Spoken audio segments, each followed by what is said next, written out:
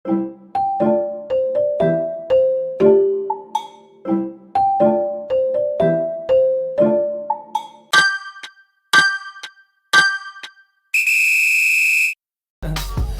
just had to let you know you're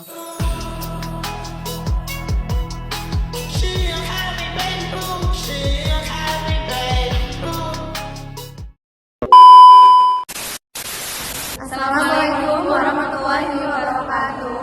Halo semuanya, selamat datang di video penjelasan materi manajemen strategi pada kelompok 7 yang terhormat kepada Bapak Didi Sujadi selaku dosen pengampu kami, serta teman-teman yang menyaksikan video ini pada pertemuan 13. Kelompok kami akan membedah topik mengenai formulasi strategi, khususnya penggunaan alat analisis matriks BCG, matriks internal dan eksternal, lalu matriks brand strategi, dan juga QSPM. Di kelompok 7 ini ada saya, Atika Nabila Putri, Saya Darwin Nur Adizalika. Saya Melka Zulfa. Saya Siti Muntasiro. Selamat menyaksikan video kami. 2,000 years later.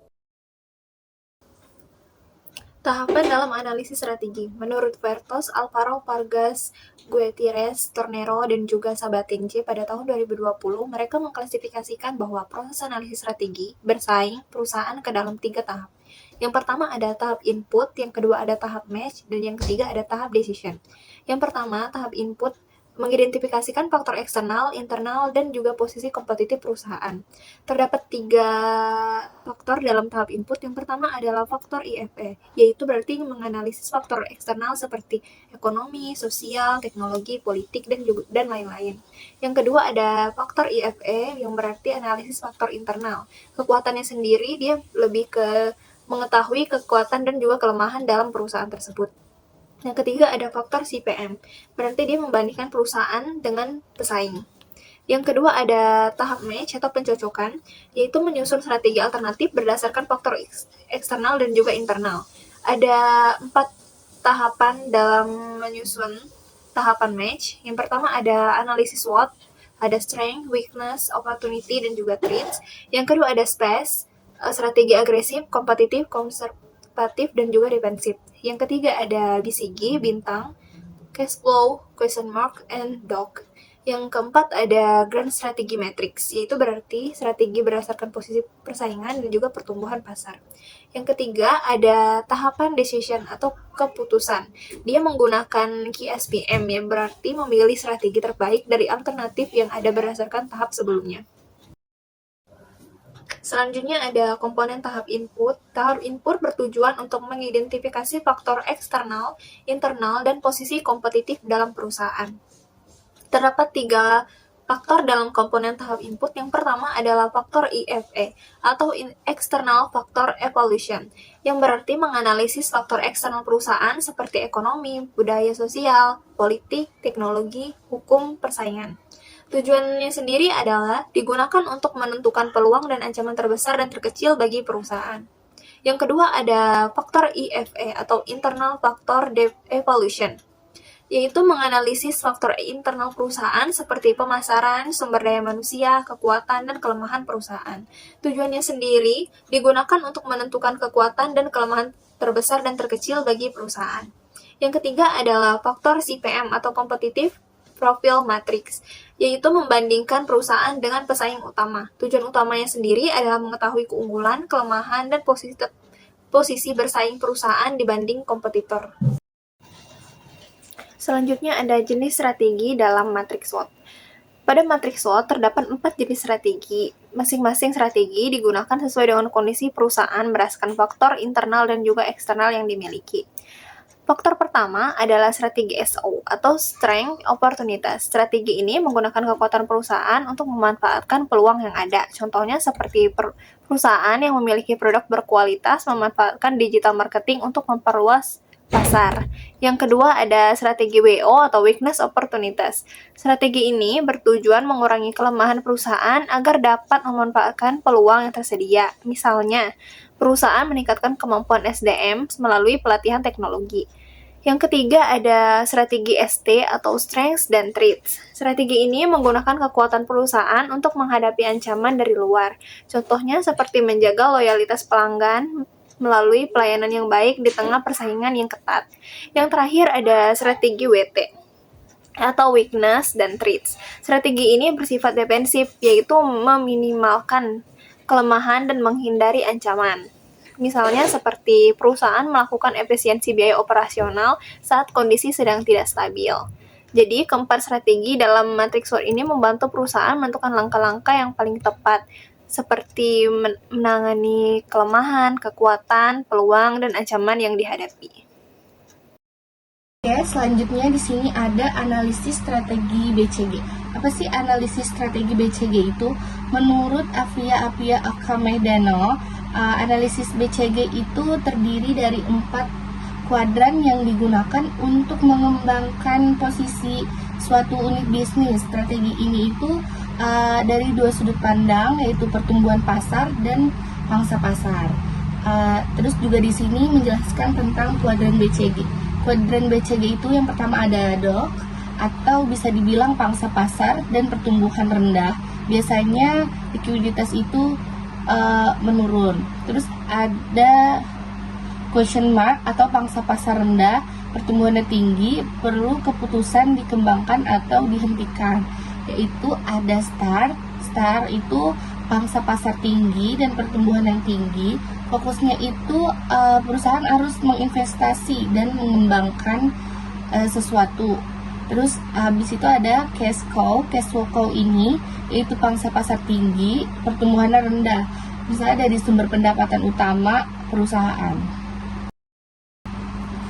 Nah, di sini aku juga menjelaskan nih slide tentang karakteristik dan strategi pada metrik BCG. Yang pertama kan tadi ada STAR. STAR itu memiliki karakteristik yang pertama itu ada pertumbuhan pasar tinggi dan yang kedua pangsa pasar tinggi. Jadi posisi ini itu menunjukkan bahwa perusahaan atau bisnis sangat potensi dan menghasilkan keuntungan besar, namun tetap membutuhkan investasi yang tinggi. Strateginya itu perusahaan harus memperluas pasar dan yang kedua meningkatkan promosi lalu menambah investasi untuk mempertahankan posisi. Yang kedua ada cash cow. Cash cow itu karakteristiknya juga ada 2, yaitu pertumbuhan pasar rendah dan pangsa pasar tinggi. Jadi pembisnis itu harus berada pada posisi yang stabil dan menghasilkan keuntungan besar dengan kebutuhan investasi yang rendah. Dan strateginya itu yang pertama perusahaan harus mempertahankan posisi pasar, lalu memaksimalkan keuntungan dan menggunakan laba untuk mendukung bisnis yang lain. Selanjutnya yang ketiga itu ada question mark. Question mark ini karakteristiknya itu ada pertumbuhan pasar tinggi dan nilai pangsa pasar rendah. Bisnis ini harus memiliki peluang perkembangan, tetapi posisi pasar masih lemah. Strateginya itu perusahaan harus melakukan yang namanya evaluasi bisnis. Lalu perusahaan harus menambahkan investasi dan potensial yang besar. Yang ketiga itu harus memperkuat pemasaran dan inovasi produk. Yang keempat itu ada karakteristik DOC, yaitu pertumbuhan pasarnya rendah dan pangsa pasarnya juga rendah. Jadi bisnis memiliki keuntungan kecil dan prospeknya itu terbatas. Strategi yang harus dilakukannya itu seperti apa sih? Strategi yang harus dilakukan pada karakteristik DOC dan strategi ini itu yang pertama mengurangi investasi dan harus melakukan efisiensi, lalu menghentikan atau menjual unit bisnis yang tidak menguntungkan bagi perusahaan. Seperti itu. Lalu sekarang kita bergeser ke alat pencocokan berikutnya, yaitu matriks internal dan eksternal, atau matriks IE. Berbeda dengan matriks BCG yang punya 4 kuadran, matriks IE ini memetakan unit bisnis ke dalam 9 sel yang lebih detail. Dasar penyusunannya diambil dari skor total 2 matriks pada tahap input tadi, yaitu total skor bobot dari matriks IFE yang ditaruh pada sumbu X serta total bobot dari matriks IFE pada sumbu Y. Menariknya dari 9 sel yang ada di diagram matriks IE ini, kita bisa mengelompokkannya lagi menjadi 3 area strategi besar. Sel 1, 2, dan 4 masuk ke wilayah grow and build atau tumbuh dan bangun, di mana perusahaan sangat disarankan melakukan strategi intensif seperti penetrasi pasar. Kemudian sel 3, 5, dan 7 masuk ke wilayah hold and maintain. Artinya, perusahaan fokus menjaga dan mempertahankan posisinya lewat pengembangan produk. Terakhir, sel 6, 8, dan 9 yaitu masuk ke wilayah harvest or divest atau panen dan divestasi. Selanjutnya, alat pencocokan yang terakhir yang ada di slide kita adalah matriks grand strategi. Matriks ini juga sangat populer untuk merumuskan strategi alternatif jangka panjang karena parameternya sangat jelas, yaitu didasarkan pada posisi kompetitif perusahaan di sumbu X dan tingkat pertumbuhan pasar di industri di sumbu Y. Matriks ini dibagi menjadi 4 kuadran dan masing-masing kuadran memberikan rekomendasi tindakan atau arah masa depan yang paling pas sesuai kondisi perusahaan saat ini. Baik, selanjutnya saya akan menjelaskan materi terkait kuadran matriks grand strategy atau GS. Jadi di sini kuadrannya itu ada 4. Untuk kuadran pertama itu yaitu unit bisnis. Dalam kuadran ini itu biasanya terfokus pada pasar saat ini, strategi penetrasi pasar, lalu pengembangan pasar dan pengembangan produk yang tepat. Selanjutnya ada kuadran 2, yaitu unit bisnis strategis. Di kuadran ini tuh harus mengevaluasi secara menyeluruh pendekatan ke pasar yang dimasuki, di mana pertumbuhan pasar itu cepat, strategis intensif adalah biasanya yang terbaik gitu. Lalu ada kuadran 3, unit bisnis strategis di kuadran ini mengalami pertumbuhan yang melambat sehingga produknya itu menjadi kurang kompetitif di pasar dibandingkan dengan pesaing yang ada. Jika strategi diversifikasi tidak berhasil, strategi divestasi atau likuidasi adalah pilihan yang terakhir gitu. Lalu yang terakhir itu ada kuadran 4. Nah, di unit bisnis strategi di kuadran ini memiliki posisi yang kuat di industri yang berkembang lambat. Strategi yang tepat itu biasanya itu strategi diversifikasi. Lalu selanjutnya itu ada analisis strategi QSPM menurut Widyarini dan Hunus Salela dan Barito dan Purwohadiningrat 2014.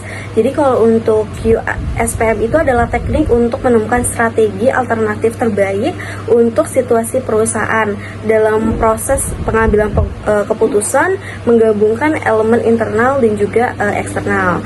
Kalau misalkan menurut David di 2016, baris atau QSPM itu terdiri dari strategi alternatif yang diambil dari metrik SWOT.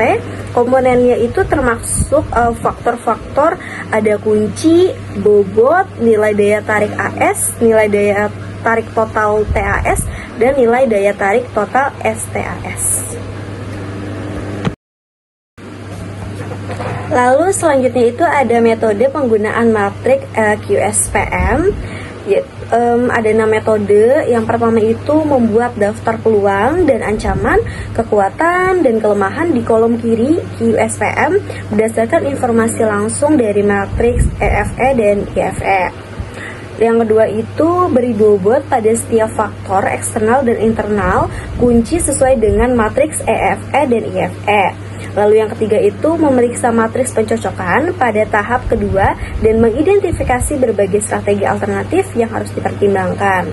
Keempat itu ada menentukan nilai AS atau Attractiveness Score dengan memeriksa faktor ekspektasi, nilai daya tarik yang paling rendah. Jadi ada 1 sampai 4. Kalau misalkan yang 1 itu berarti tidak menarik, kalau 2 itu berarti sedikit menarik, Kalau 3 berarti cukup menarik, dan kalau 4 berarti sangat menarik. Jadi ditentukannya itu oleh angka nilai dari 1 sampai 4 gitu, yang sesuai dengan yang tadi sudah dijelaskan.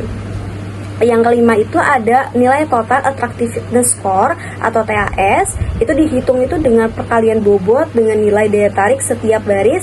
Setiap tinggi TAS, semakin banyak strategi alternatifnya yang paling menarik. Jadi kalau misalkan TAS makin tinggi, berarti strategi alternatifnya semakin menarik gitu.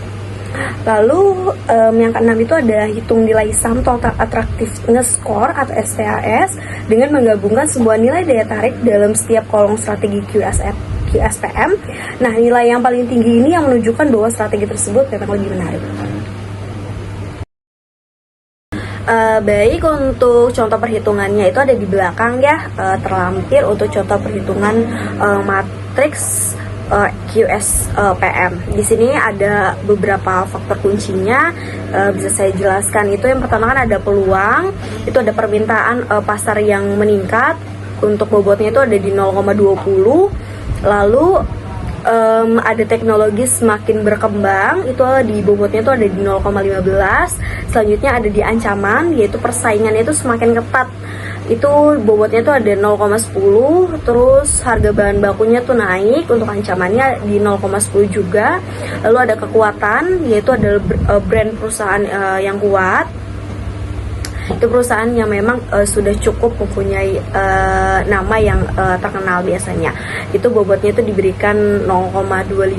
Lalu ada memang SDM-nya di perusahaan tersebut atau karyawan tersebut yang berkualitas, itu ada di bobot 0,10. Lalu untuk kelemahannya itu ada perusahaan memiliki modal terbatas dan ada di bobot 0,10. Nah, di sini untuk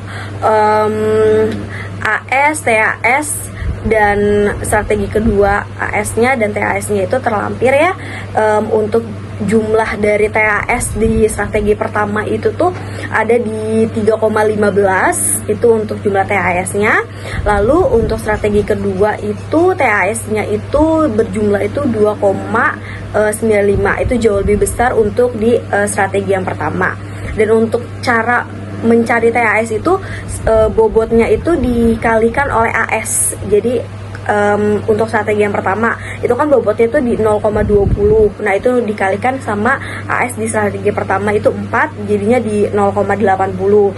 Lalu untuk di strategi yang kedua itu kan ada di AS-nya ada 3, berarti di 0,20 itu dikali 3, TAS-nya berarti 0,60. Begitu pun seterusnya sampai bawah, lalu di sum atau di jumlah. Dan hasilnya itu jauh lebih besar yang TAS di strategi pertama, yang berarti memberikan kesimpulan bahwa strategi yang dipilih adalah strategi penetrasi pasar. Baik, saya dan teman-teman sudah menjelaskan terkait materi pertemuan 13 kali ini. Di sini saya akan memberikan kesimpulan dari materi yang sudah saya dan teman-teman jelaskan, yaitu di mana seluruh rangkaian analis mulai dari tahap input ya, itu dari IFE, EFE, CEPM, tahap pencocokan seperti SWOT, BCG, IE, grand strategi, hingga tahap keputusan itu ada di QSM. Itu merupakan satu kesatuan alur kerja yang terintegrasi dan sistematis. Jadi untuk tahap input berfungsi sebagai fondasi data untuk memetakan kondisi internal dan juga eksternal yang kemudian diolah pada tahap pencocokan untuk melahirkan berbagai alternatif strategi kreatif berdasarkan posisi pasar perusahaan itu sendiri.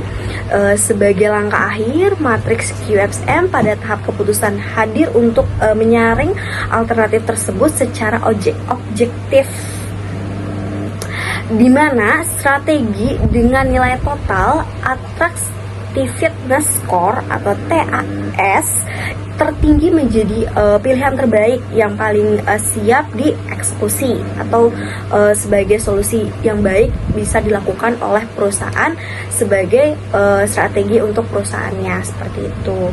Lalu melalui pendekatan komprehensif ini, proses pengambilan keputusan strategi perusahaan dapat dilakukan secara terstruktur, lalu secara rasional dan terukur, bukan lagi hanya mengandalkan intuisi manajerial semata. Jadi sudah tertata dengan baik agar suatu perusahaan bisa mencapai tujuannya seperti itu.